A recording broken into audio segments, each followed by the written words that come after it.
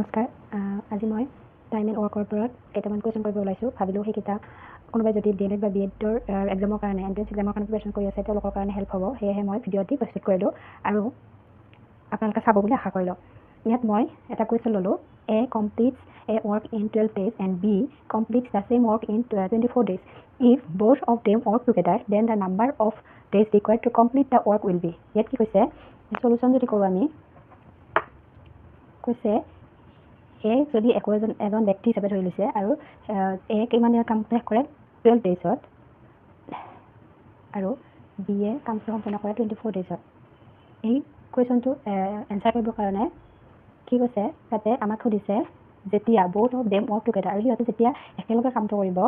সেই একেটা কাম যদি দুটাই লগ হয় কামটো কৰে তেতিয়া কিমান দিন লাগিব সুধিছে এতিয়া চোৱা এই অংকটোৰ কাৰণে আমি ফাৰ্ষ্টতে কৰিব লাগিব ইহঁত দুটাৰ এলচিএম ওলাব লাগিব ইহঁত দুটা যেতিয়া A আৰু B এলচিএম ওলাও তেতিয়া 12 আৰু 24 এলচিএম আমি কিমান পাম 24 পাওঁ হয়নে দেখাব লাগিব নেকি আমি এলচিএম ল'লে কেনেকৈ ওলাও উৎপাদক বিশ্লেষণ পদ্ধতিৰ দ্বাৰা আমি এনেকৈ এলচিএম ল'ব পাৰোঁ তাৰ কাৰণে আমি প্ৰথমতে সৰু যিটো সংখ্যাৰে হৰণ যায় সেইটো ল'ব লাগে যিটো 2ৰে আমি হৰণ যায় কম পাওঁ আমি 2 6 × 12 2 12 24 নেক্সট আকৌ হৰণ কৰি চাব লাগিব 2 3 × 6 2 6 × 12 নেক্সট ইয়াতটো 2ৰে হৰণ নাযায় হয়নে তাৰ কাৰণে আমি কি ল'ব এবাৰ নেক্সট আমি ল'ব লাগিব 3ৰে 1 বাৰ যাব আৰু ইয়াক 2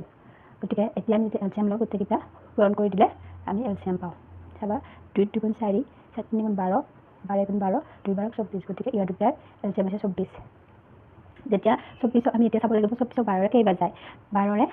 24 গ'লে কেইবাৰ যায় 2 বাৰ আৰু 24 24 একবাৰ হয়নে তাৰপিছত ইয়াত 2 আৰু 1টো হৈছে 2 আৰু 1টো হৈছে এফিচিয়েঞ্চি সিহঁতৰ কাম কৰাৰ এফিচিয়েঞ্চি আৰু 24টো হৈছে টোটেল ৱৰ্ক এইটোৰ কাৰণে আমি লাষ্টত কেনেকৈ ওলাব লাগিব জানানে যেতিয়া আমি A আৰু A + B এফিচিয়েঞ্চি ওলাম এফিচিয়েঞ্চি হ'ব এফিচিয়েঞ্চি সিহঁত দুটা কাম কৰাৰ যিটো এফিচিয়েঞ্চি থাকিব ন সেইটো 2 + 1 সেই এফিচিয়েঞ্চি দুটা চাম কৰিব লাগিব তেতিয়া আমি পাম 3